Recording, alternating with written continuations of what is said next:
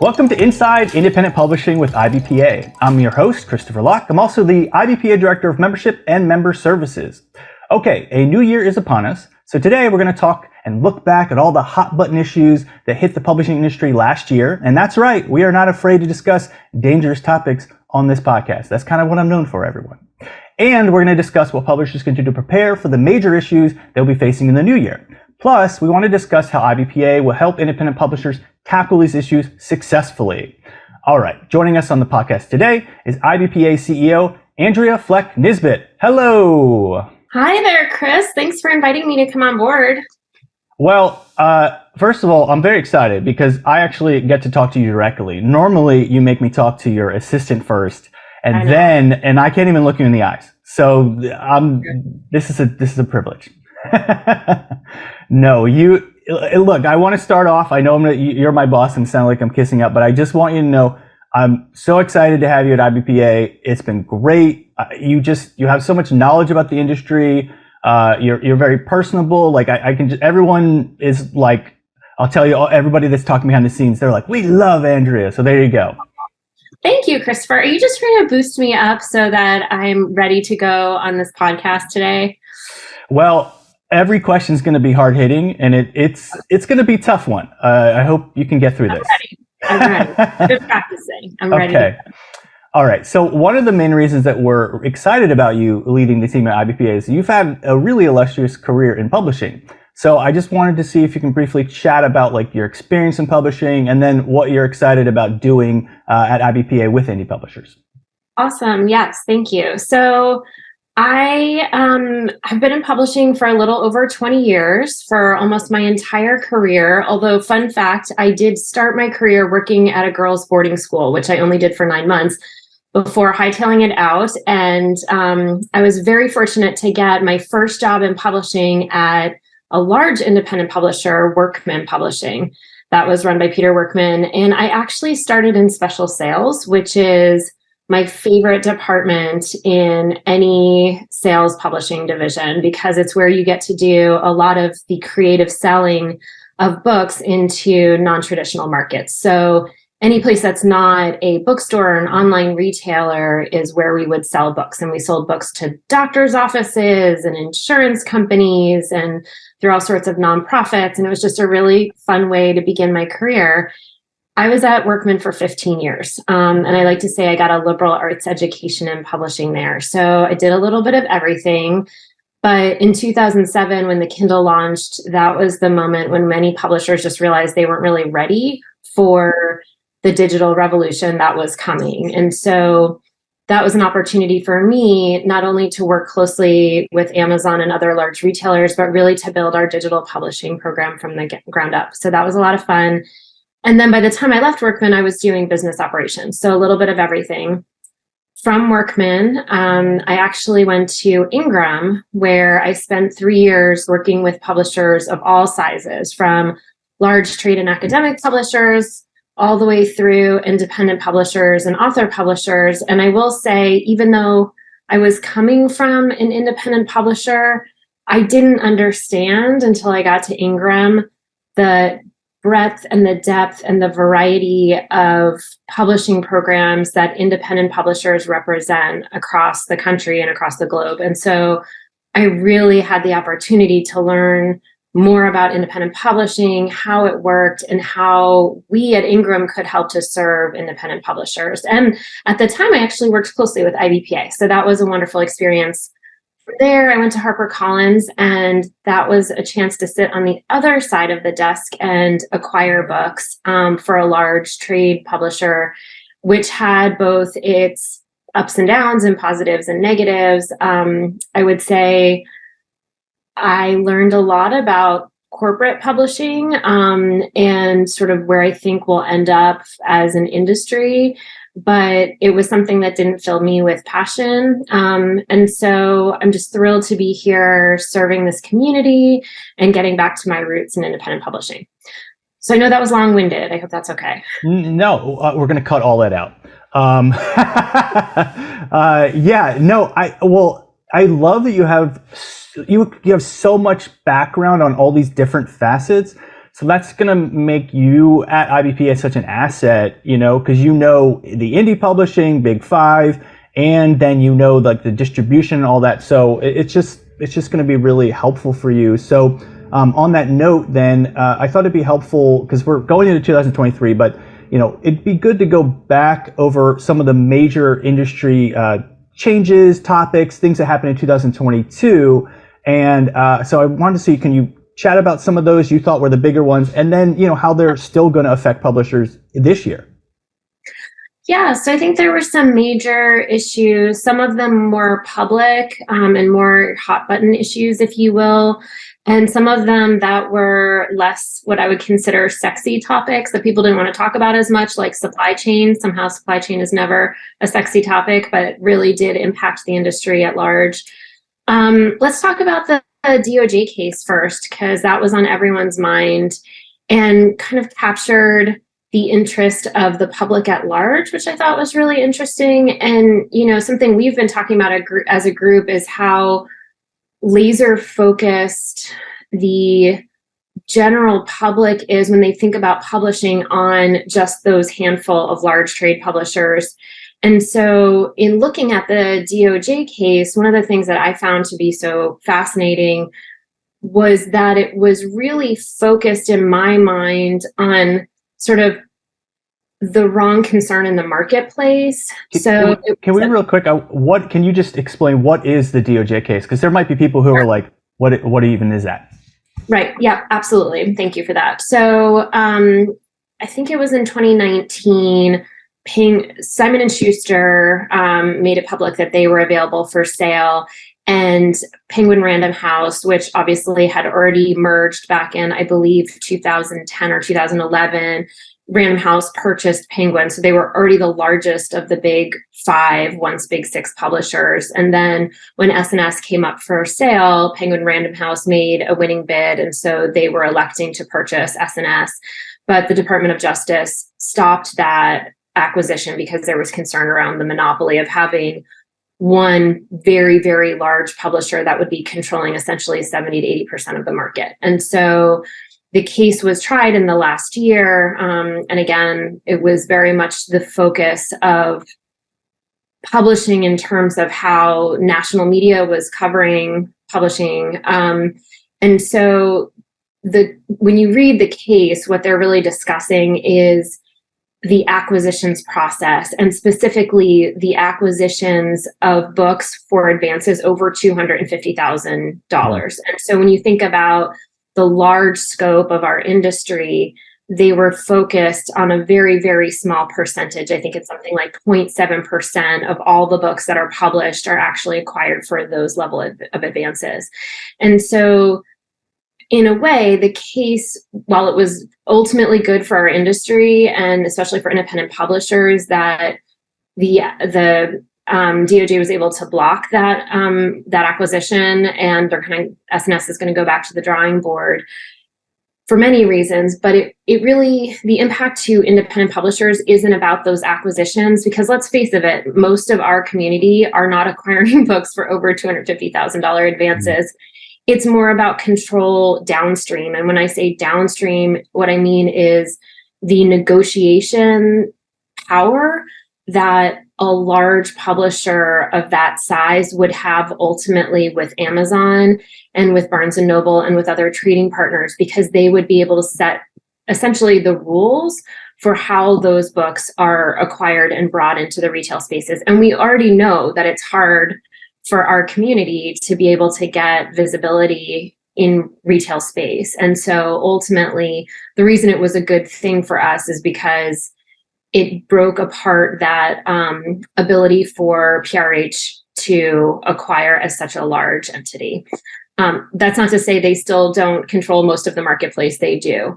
But I do think that things are changing and that there's going to be real opportunity for independent publishers in the coming years. Yeah, actually on that issue, so you worked at, one of the big five, and there's some tension with indie publishers because, like you were mentioning, like they have it pretty easy. They already have traditional distribution set up. Bookstores are more likely to carry their books. They're more likely to get trade reviews. So just from your perspective, I mean, it feels like indie publishers are always just struggling to try to succeed. And these big five who are already successful are just kind of like riding the wave of their success. I mean, is there anything indie publishers can do, or like how do we get the process to turn around so it's not always such a struggle, and then the big five always just has it so easy? Yeah, I think that's that's ultimately the heart of the question, right? Which is how do we get representation for our books in the marketplace? And unfortunately, there is no silver bullet. There's no easy way to make that happen, and there never will be. However, there have been improvements in technologies which make it easier for independent publishers to own the relationship with their customer, with their reader. When I say customer, I mean reader, not the retail partner. And so one thing that I would suggest for our members to really focus on is owning your market. So one of the beauties of independent publishing is that large publishers tend to publish across very broad swaths of content. So they're doing nonfiction, they're doing fiction, they're doing science fiction, they're doing cookbooks, they're doing how-to books, they're doing self-help books. So they're doing all of it. And they're doing that assuming that very top little percent of the books that they acquire are going to earn out and make them profitable for their long tail, which often is not profitable. And that is not a very good model for any business to operate on. And so I think the advantage that independent publishers have is to, one, own their niche, to know what topic, to make that topic very specific, know who their customer is, and be communicating to that reader directly, which is something that honestly large trade publishers have never done well. They've never built those consumer direct muscles well. And so there's a real opportunity for indie publishers to step into that space and with a much smaller list, be able to communicate directly to those consumers. And then with advances in technology, printing technology, print on demand options, ebook options, audiobook options now, even if we're small, we still have the ability to deliver the content that reader wants to them in whatever format they want directly. So with advances in technology and the ability to communicate directly to consumers, it's always going to be hard to get books into Barnes & Noble and to create visibility at Amazon, but we can communicate directly with our consumers and sell to them directly. Okay. And then in terms of, you mentioned supply chain. So that was, of course, something last year that like just really hit everyone hard. Do you see any, like, is that letting up at all, or is it going to get worse?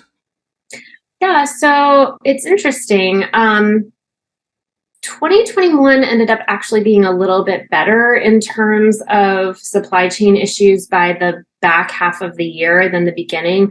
Where the real pain point was where we saw that increase in demand for books during the pandemic. Printers and suppliers and paper manufacturers couldn't keep up with that unforeseen demand because it was something that they weren't projecting for. As people kind of re-entered society and started going out again, and the demand for books dropped a little bit, that provided some relief in the supply chain. So we're actually, and I was just speaking to some folks in the printing industry, they were able to kind of by the end of the year in that fourth quarter, even out their demand to such a degree that their lead times weren't as crazy as they had been at the beginning of the year. So I think from that perspective, absolutely, the supply chain feels a little bit more secure.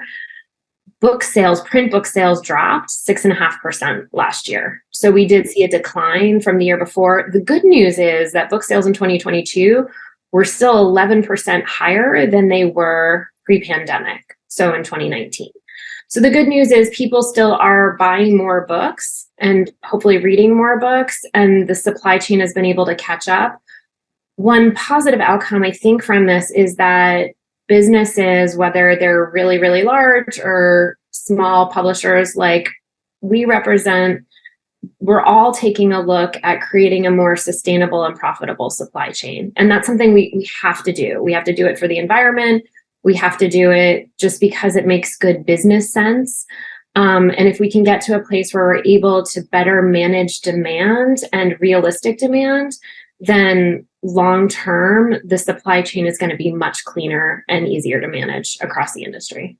So you specifically mentioned print book sales, but like, are you in any way including, because you said, oh, print book sales are low, but like audiobooks do really well. So why aren't they mixing those two together? Because I mean, obviously, if some of those people normally would have bought a print book and they get the audiobook version, like to me, they bought quote unquote books, like they just, people are love reading or. Yeah, and I don't have the statistic in front of me right now, but I do know that audiobook sales continue to increase over time. And I think the beauty of the audiobook is its ability to compete with other forms of media. And so what I mean by that is reading has always been a sort of one task activity. You can only, if you're reading a book, whether you're reading it digitally or you're reading it in a print book, you have to sit down and focus on that. Whereas with an audiobook, that is a multitask activity. And I know from personal experience, I'm a convert. I said I would never listen to audiobooks. It wasn't a thing I was interested in. Well, when I started to get into them, what I realized is I could read a book and go for a run, or read a book, listen to a book and go for a run. I could, clean the house. I could listen to a book when I was driving. And so I think when you look at the proliferation of books, the sheer number of books that have been introduced into the marketplace, alongside of other media, the audiobook actually gives publishers the opportunity to compete, not necessarily among other books, but among other forms of media. And so I think we'll continue to see the audiobook market increase, and you won't have that fall off the way we did in the ebook market. So the ebook market continues to be sort of flat, and I don't anticipate that we'll see, an additional increase in ebook consumption anytime soon, if ever. It's funny when you mention about people listening and doing other things. Like, so as an author, there's this little part of me that's like, I'm listening to this book and now I'm like cleaning the house and I'm like, but I want you to pay attention to my story that I crafted over years. But whatever, you bought it, that's fine. Well, it's no different than someone listening to a podcast, right? If you think about it, I mean, at least I hope people are listening to us while they're doing whatever they're doing. Are you telling me they don't just sit here for a half hour and just watch this? I'm offended. Okay. So I want to move on to issues that are going to be happening in 2023. By the way, you mentioned Amazon, so might as well bring that up. Like, what do you foresee happening with Amazon in 2023 that's going to maybe affect indie publishers? Yeah, well, I think that what's going to happen with Amazon in 2023 is going to affect the industry across the board. Unfortunately, as you said earlier, as independent publishers, we're always struggling to get in front of someone at Amazon and make our challenges known to them. And it's sort of like speaking into the ether. And I've had some conversations with a couple of folks at Amazon recently, and it's public. They just laid off, 18,000 people a day ago. And so Amazon has made it public that they plan to go from being an organization that's in investment mode to an organization that's profitable. And so in order to do that, they're going to have to become even more efficient with things like inventory and returns and communications and staffing, so in terms of our ability to communicate more directly with Amazon, I think it's going to be more challenging than it ever has been, as it will be for the PRHs and the HarperCollins and the Elsevier's of the world. It's just going to be a challenge. And so again, I think as much as we can focus on consumer direct sales and owning our customers and being able to communicate with them directly, we should do that. Now, that's not to say that Amazon's not going to continue to make up a large percentage of the overall sales, but it's something we should be thinking about in terms of diversifying where we sell our books. Okay. So I want to then kind of move on to like IBPA specific kind of concept of helping indie publishers. So, as CEO, you kind of oversee all the stuff we're doing. So, we have a lot of challenges for indie publishers. What do you plan on like doing with IBPA to kind of help indie publishers succeed in publishing? Yeah, so I think it's been interesting. So I'm now entering my third month here at IBPA, and so I've been spending a lot of time kind of getting up to speed on the day-to-day things, the business of managing the business and meeting all the members, which has been such a joy, and getting to know the board and understanding the priorities and the strategic goals.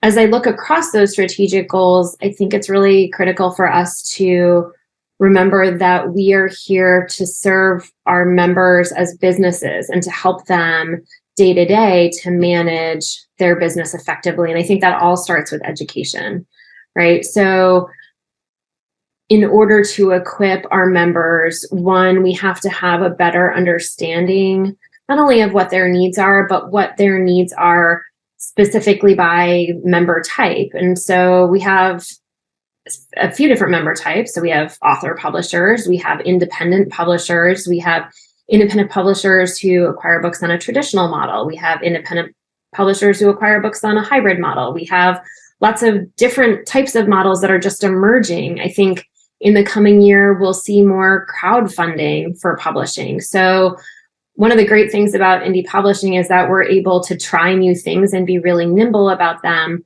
But our goal as an organization really needs to be to help our publishers with the sort of nuts and bolts of how to produce a good book and how to put it out in the market. And so to that end, in the coming year, for 2023, we have lots planned in terms of webinars and programming, and Lee and I are right in the midst of putting together all of the speakers and the programming for PubU, which is very robust, and I'm really excited about it this year. But then beyond that, I think we have to start to look at how we create educational programming, both by member type and also by where our members are in their business journey. So are they just starting out? Have they already established their business? And what they need to learn now is about, what type of title management systems they might need to look at, or whether they want to go with a traditional distributor. So these are all questions that we know our members are asking of us, but we need to be able to direct them effectively. So I think it really comes down to knowing the membership better in terms of where they are in their journey, and then supplying the right type of education so that it feels like they're on the right path. Yeah, I know scaling up in terms of like you start getting successful, and then you're like, as like a business owner, you're like, you start out, you're like the only one doing everything. And then suddenly you're like, oh, wait, I can't do everything. And now you have to figure out how to hire people. And now you're like trying to figure out how to delegate certain tasks. And you're like, okay, but the reason I'm successful is because I was doing everything. So you have to like kind of give up, and trust the people you hired. So all that can be and then like you were saying, content management, title management systems, royalties, like all that stuff just starts to get very complicated. I do think our members, hopefully we provide a network for them to also connect with each other, because obviously IBPA can do a lot, but it's the community that we build so that they can reach out to other people that are at the same level of them and go, okay, what did you do? Because I'm getting overwhelmed here.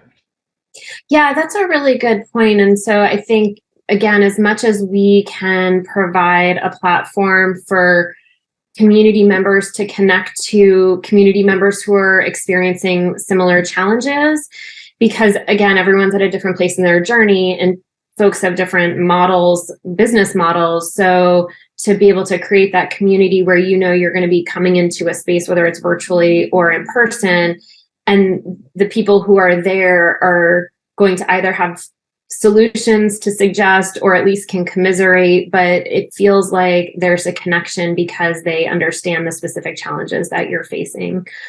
I did want to mention one other thing that's not necessarily connected to education and community building, but is related to advocacy. And so this is an area that IBPA has continued to grow in, and I hope will continue to do that in a bigger way across the industry, so that other corners of the industry look to the Independent Book Publishers Association for thought leadership, especially around things like business models. So best practices for different models, for hybrid publishing, for even traditional publishing.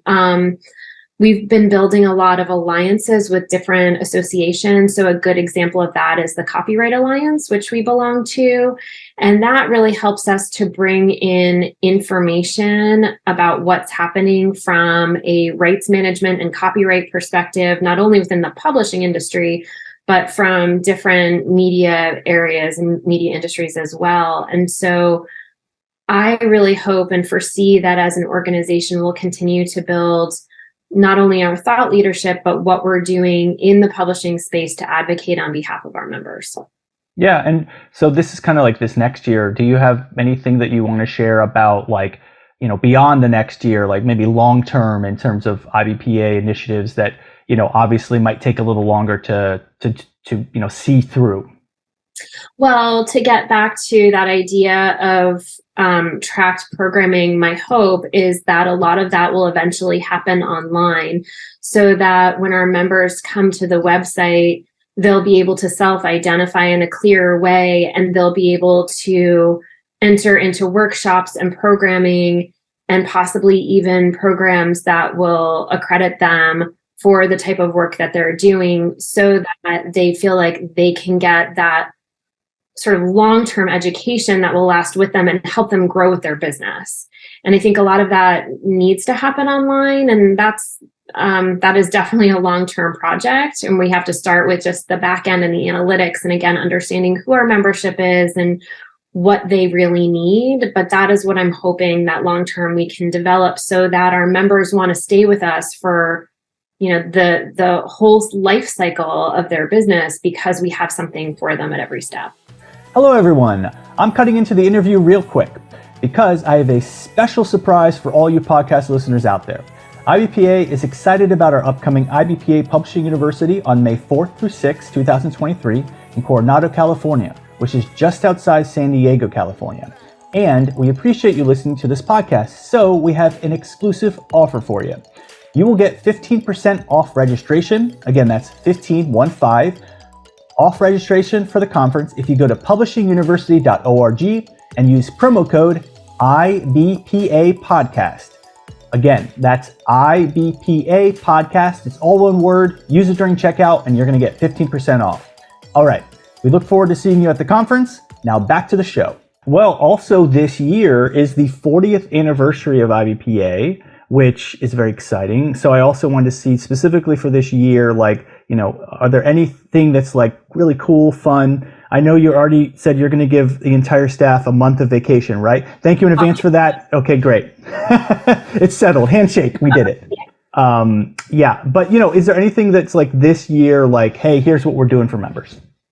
Yeah, a couple of fun things, and then one other sort of deeper thinking idea that I have. So first, we've already announced, but in case you missed it, all of the webinars for the coming year are going to be free to all members. And so we do one webinar a month. They're $19 a piece typically. So this is a great value. It's over a $200 value. It covers the cost of your membership. And so it's an opportunity, if you haven't gone to the webinars before, to learn something on a specific topic in depth from a subject matter expert. And Lee's done a great job pulling together subject matter experts from all different quarters of the industry to speak into some topics that are really relevant for us. So I hope you will sign up for those. Again, they're free, especially to celebrate our 40th anniversary. And then in March, April, we'll be releasing the 40th anniversary edition of The Independent. And so there are going to be some great profiles and Q&As with longtime members, with prior board members, with Terry Nathan, who's been part of this organization in one form or the other since the beginning. And hopefully lots of great nostalgic pictures and things for people to look through. So I can't wait for that articles or for that issue of The Independent to come out. And then at PubU, we have some fun activities planned to celebrate the 40th anniversary.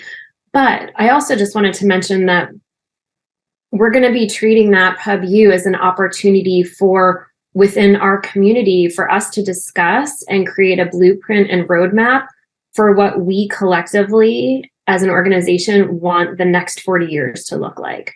So how can we best serve you?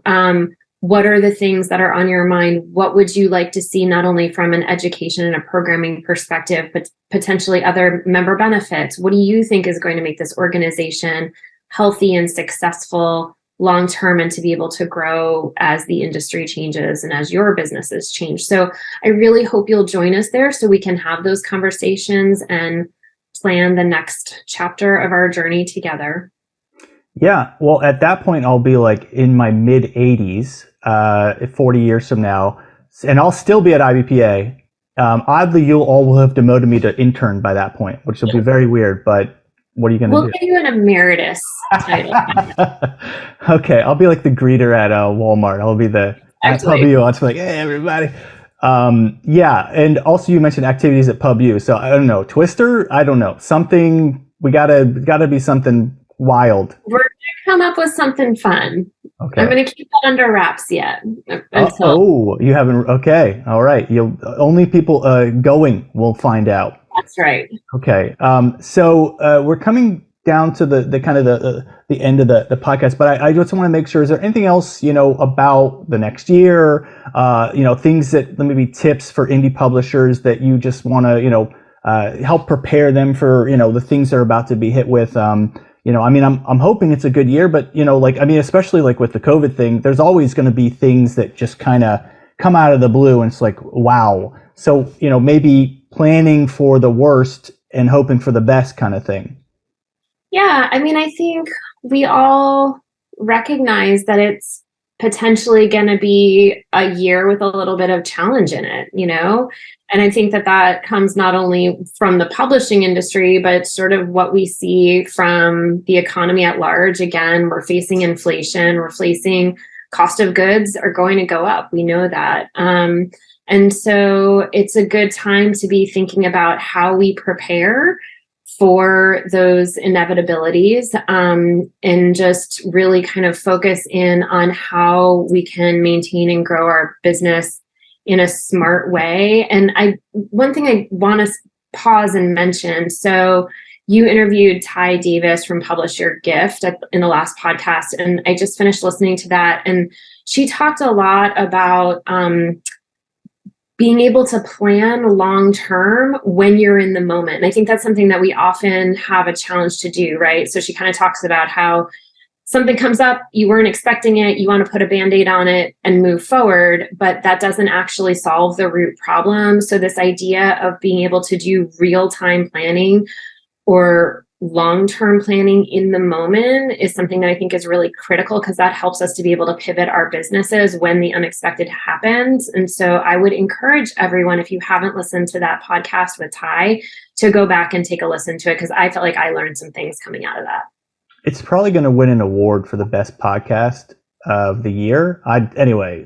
This one's good, but everyone, I'm like, I think I just won an award. It was pretty fantastic. So, and actually Ty and I and Karen Pavlison, who's our board chair, are going to be doing a workshop at Pub U called The Business of the Business. And that's going to be covering a lot of the things that we discussed around, what are the foundations and functions of the business? But then as you grow, what are the systems you need to be thinking about? What are the processes you need to be thinking about? How do you prepare for long-term growth? And then discussing some of those strategies for pivoting in the moment. So not to do a little ad for our workshop, but I think it's going to be pretty great. And the 2 team members I have are going to be doing that workshop with me are very talented entrepreneurs. So I recommend that you check it out. Yeah. And remind the listeners, so it's a workshop. So that's like 3 hours or something, right? Like it's longer than the 4 hours. Okay. 4 hours. And that's pre-conference? That's the day before? It's the Thursday before. Yep. It's a 4-hour conference or a 4-hour workshop. And I believe we're charging $99 for it, but it's very in depth. So there's going to be a lot of helping you to sort of plan. There's the overview, but then it's like, bring your business plan and let us help you to do some of that planning. Yeah. And for those workshops, do people need to bring things in advance, or you just come and then everything's just there? You can come and you'll learn a lot just by being there, but I feel like you would probably get the most out of it if you came potentially with your business plan or your group of challenges or your questions around, I am in the business for, I'm looking for a new title management system. How do I look for that? Or what are some potential options for looking into security and outsourced IT? Those types of questions are things we're going to be addressing. So I would say at the very least, come with your list of questions. Yeah, well, so this PubU is in May, the first week in May, and it's going to be in San Diego. Well, Coronado, but that's just outside San Diego, and it's absolutely beautiful hotel. So we hope people can come out to that. It's not a bad place for a conference, I will definitely say. I might stay an extra day if I'm allowed to have vacation days. We're going to negotiate that.